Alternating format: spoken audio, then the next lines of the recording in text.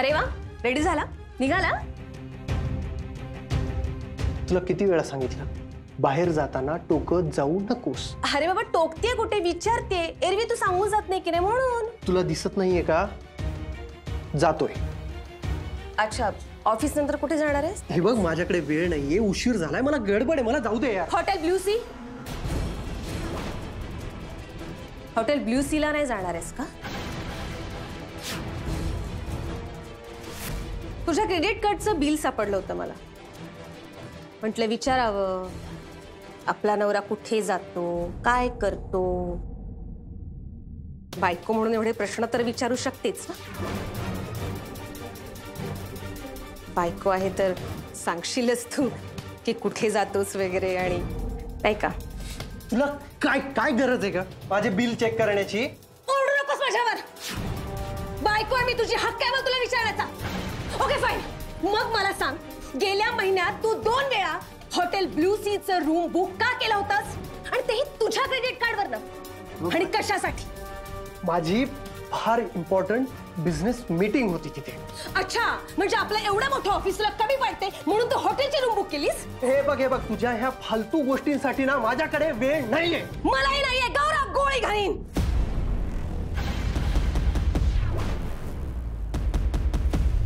परत सापडलास ना तर गोळी घालेन, नवरा असलास तरी.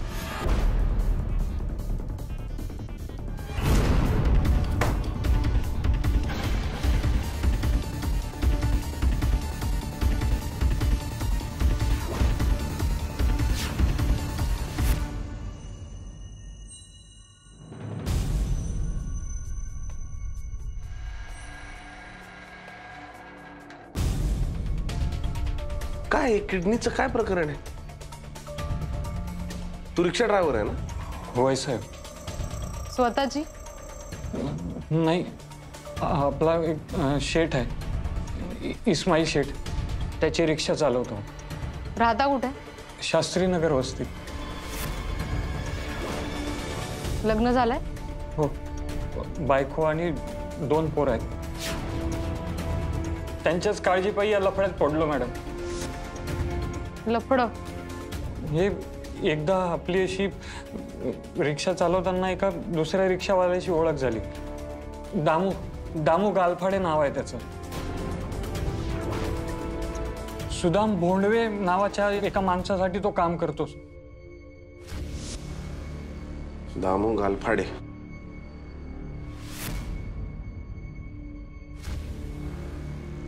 गणपत, हा, वडापाव खाना का? हा. त्यावर हा.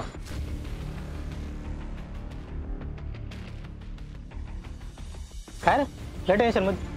हा रे, पैशाची तंगी चालू आहे, हप्ते बिप्ते भरायचे आहेत. अरे गणपे, मी तुला किती वेळा सांगत असतो, हे अशी रिक्षा चालून भागणार आहे का? हा, हे बघ, पैसे हवे असतील आणि जास्त हवे असतील ना तर एकच उपाय. अरे किती दिवस हे असे वडापाव खाऊन दिवस काढणार आहे? हा, अरे तुझं ठीक आहे, पोरांना तर चांगलं खाऊ घालशील का नाही? खाऊ घालायचं आहे ना, असं काय म्हणतोय? त्यांना चांगलं शिकवायचं बी आहे. हां, मग माझं ऐक, याच्यावर आहे ना एकच उपाय. कोणता? रक्तदान. अरे गणप्या, रक्तदान हे श्रेष्ठ दान असतंय. जातंय कुठं? हा, आपल्या अंगात असतंय ते, 24 तासात परत येतंय. 24 तासात परत येतंय? हा, अरे काय नाही रे, एका रक्ताच्या बाटलीचे 2000 रुपये. काय नाही, फक्त तिथं जायचं, ती नर्स सुई टोचवती, रक्त काढून घेते, नंतर आपल्याला कॉफी बिस्किट देते, ते खायचं, पैसे घ्यायचे निघायचं. पण नंतर काही त्रास बिरास होतो का मग? अरे त्रास बीस काय होत नाही, मी स्वतः रक्त देतो तर. हे पण कॅश भेटेल ना? तिथल्या तिथं 2000 रुपये. मग चालेल. हा, मी बेडवर झोपलो होतो आणि नर्सनं मला सुई लावली होती. मला दिसलं की त्यातून हळूहळू माझं सगळं रक्त काढून घेतलं जातंय. दामू माझ्या सोबत स्वतः आला होता दवाखान्यात. तो बोलला तसंच सगळं पटपट झालं. काही त्रास नाही झाला, काही नाही. आणि निघताना त्यानं स्वतः पैसे दिले मला. तो बोलला नर्स कडून घेऊन दिले म्हणून. गणपत, तुला हे माहिती आहे ना, पैसे घेऊन रक्त देणं हे इल्लीगल आहे, गुन्हा आहे हा. रघु देऊन साहेब थोडे पैसे जर का मिळणार असतील तर बरंच आहे ना. आणि यात नुकसान काय बी नाही ना. किती वेळा रक्तदान केले तुम्ही? 15-20 वेळा दिलं असेल साहेब. म्हणजे महिन्यातून 2दा जायचो. ज्या महिन्यात जर का पैशाची अर्जंट गरज असेल ना तर 3दा बी जायचो साहेब. पैका कोणाला नको आहे ना साहेब. चोरी मारी थोडी केली आपण. पुढे सगळं व्यवस्थित चालू होतं साहेब. पण जिंदगीनं यू टर्न घेतला हो. आपलं त्या इस्माईल शेठशी जरा वाजलं. त्यानं आपली रिक्षा काढून घेतली हो. मग काय आत्ता कुठं पोटभर जेवायची सवय झाली होती हो. बायकोला नवीन लुगडं पण आणलं होतं, पोरांसाठी खाऊ पण आणला होता साहेब. सगळंच गेलं आणि परत पैशाची तंगी सुरू झाली हो. एकदा बरे दिवस दिसले की परत तंगी सोसवत नाही. होय मॅडम, लय अवघड होतो. पैशाची तंगी होती तेवढ्यातच तो दामू परत प्रकटला.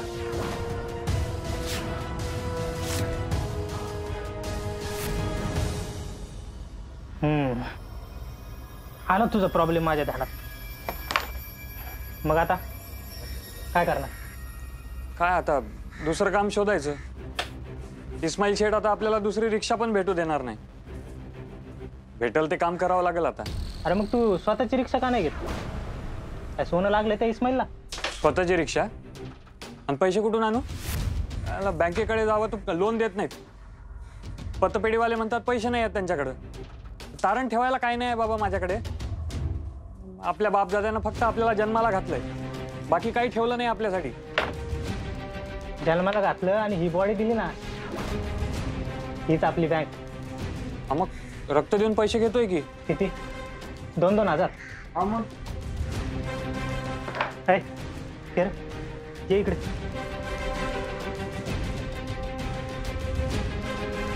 तेवढं ना काय होणार आहे त्या?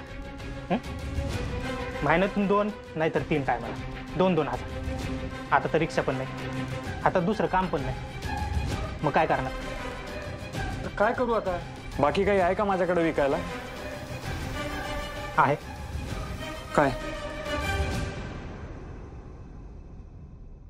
किडनी.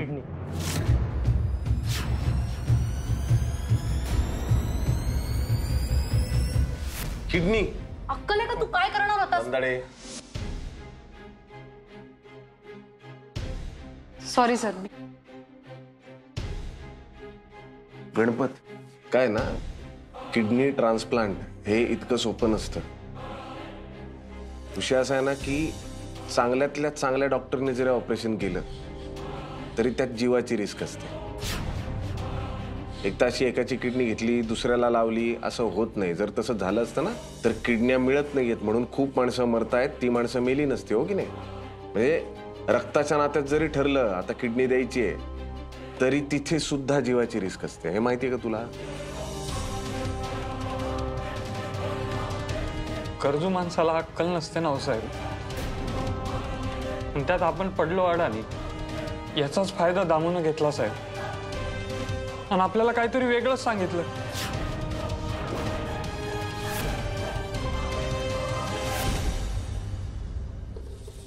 मला सांग, आपल्याला 2 डोळे आहेत, 2 कान, आणि एका डोळ्याने आपल्याला दिसतं का नाही? दिसतो. एका कानाने ऐकू येतं का नाही? येतो. मग तरी देवाने आपल्याला 2-2 का दिलेत? आता तू बघ, तर आपल्याकडं एकच मेंदू आहे, हृदय पण एकच आहे. का बरं? त्याशिवाय कामच होत नाही. सगळं आपल्याकडे 2-2 आहे पण ते एकच आहे.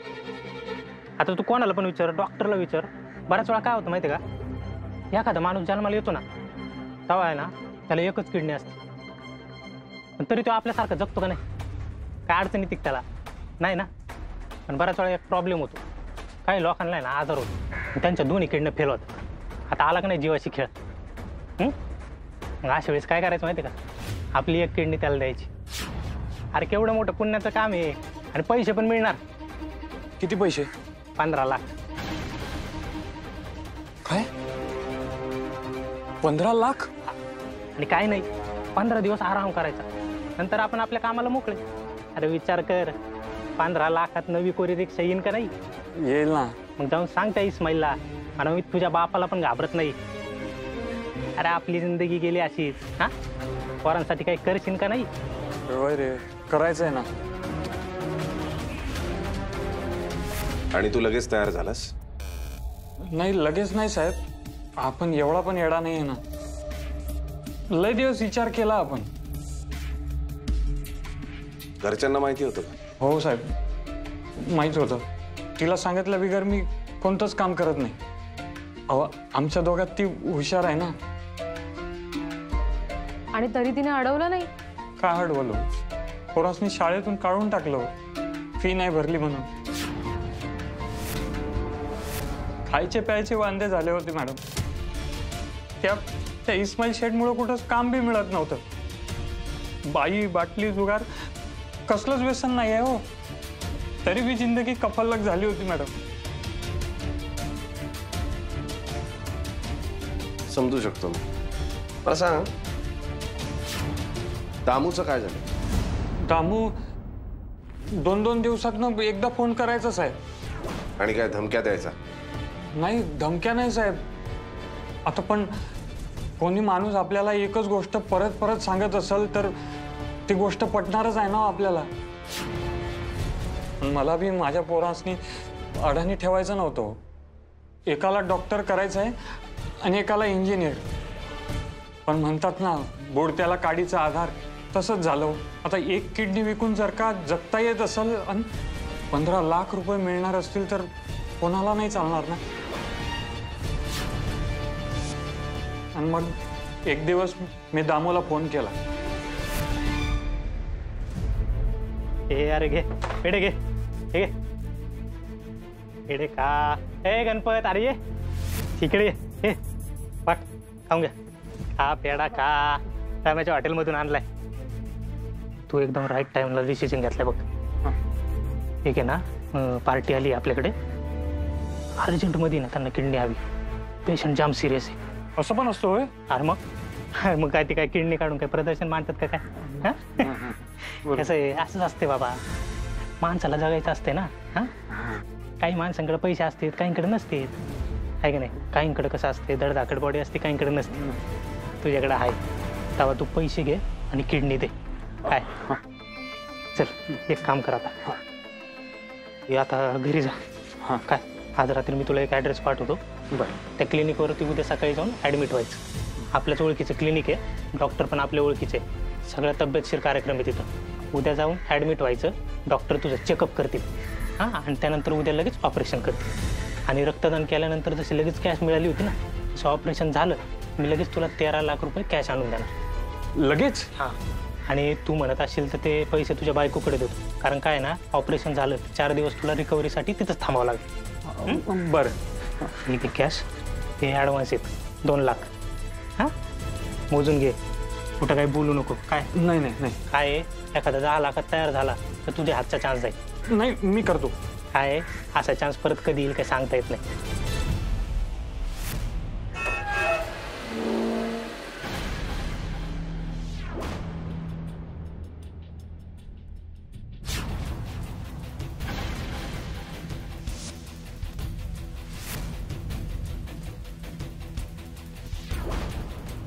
काय मग, कसा आहे माहोल? हा, आता पुढचे 4 दिवस या बंगल्याचा मालक तू. काय पाहिजे ते मागायचं. हा, चल या ना. ये दिवाकर, हे गणपत शेठ आहेत आपले. हा, उद्या यांचीच आपल्याला चिरफाड करायची. तेव्हा तयारीला लागा. हा, चिरफाड? अरे घाबरतोस कशाला? हा, आमच्या जोक केला. गणपत शेठची व्यवस्थित काळजी घ्या. त्यांना रूम दाखवा. त्यांना काय हवं नको ते सगळं बघा.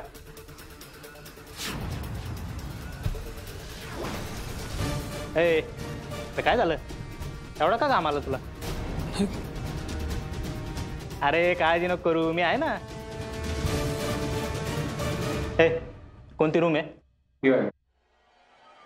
तुम्ही लागा तयारीला.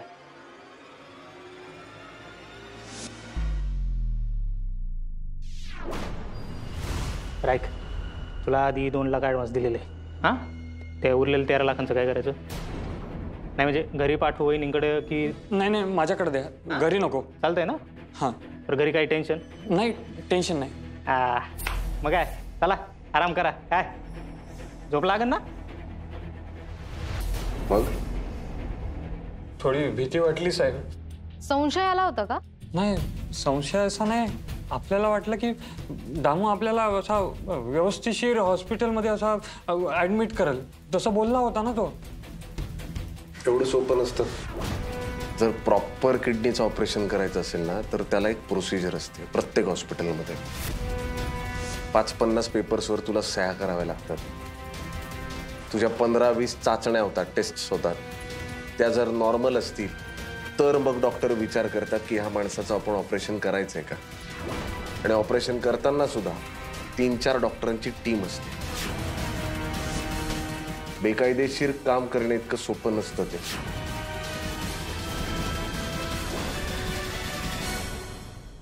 तुम्हाला नक्की ठेवलं कुठे होतं? साधा बंगला होता मॅडम, 4-5च खोल्या होत्या अशा. पण तिथं ना असा हॉस्पिटलमध्ये येतो तसा वास नव्हता येत साहेब. आणि ती हिरवी पांढरी कापडं घातलेली माणसं पण नव्हती हो. म्हणजे फार फार मोजकी माणसं होती.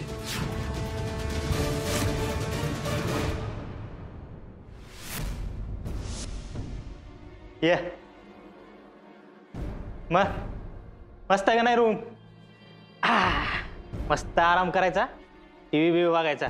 काय रिलॅक्स मध्ये. बरं चल मी जाऊ का? काही लागलं तर आवाज दे. माणसं आहेत. चल.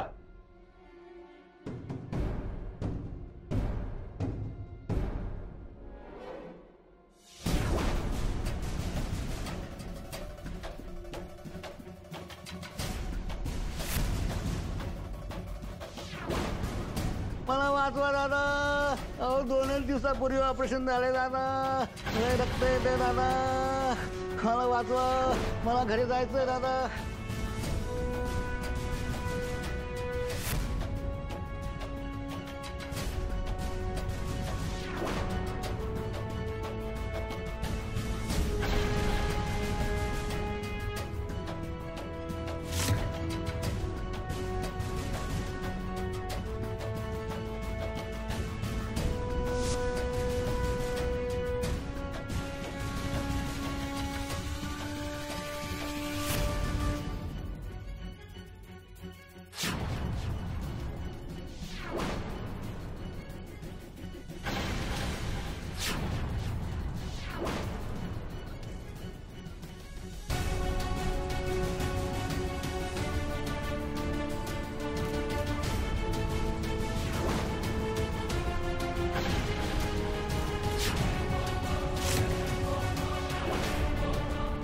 दादा दादा मला वाचवा दादा. दादा दादा मला वाचवा दादा. दादा 2 दिवसापूर्वी ऑपरेशन झालंय. बघा ना किती रक्त येतंय दादा. दादा मला घरी जायचंय दादा. ओ दादा तुम्ही थांबा, तुम्ही थांबा थांबा. ओ दादा, दिवाकर दादा, ओ हे बघा हे पडले ते पडले, त्यांना रक्त येते त्यांच्या पोटातून.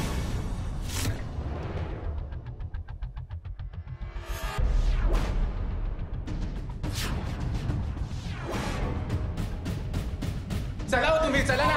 पण ते ते बघा ना त्यांना.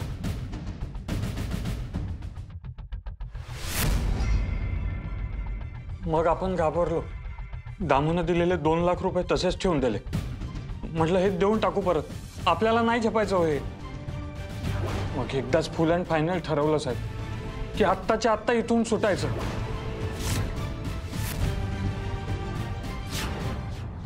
पण रात्रीची वेळ होती हो. गेटला मोठं टाळं होतं साहेब. कसा बसा जीव मोठीत धरून रात्र काढली तिथं. पण नाही, सकाळ झाल्यावर पळालो साहेब तिथून.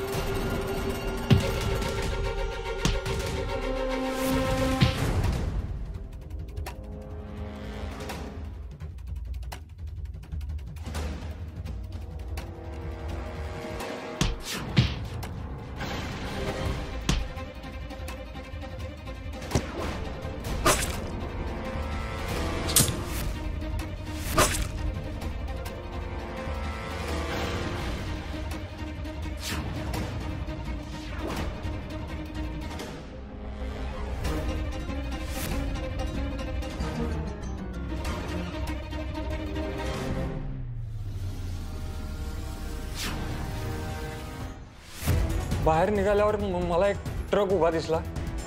त्या ट्रकमध्ये चढलो साहेब मी. तो ट्रक निघाला. मी बेशुद्ध झालो. मग जेव्हा शुद्ध आली ना साहेब तेव्हा ट्रक थांबलेला होता. मग मी लगेच ट्रकमधून उतरलो आणि पुन्हा पळायला लागलो. समोर तुमची चौकी दिसली. चौकीकडे पळत सुटलो साहेब आणि चौकीच्या दाराशी कोसळलो. बघा, तुम्ही इथं आणलं नसतं ना साहेब तर वाचलो नसतो मी.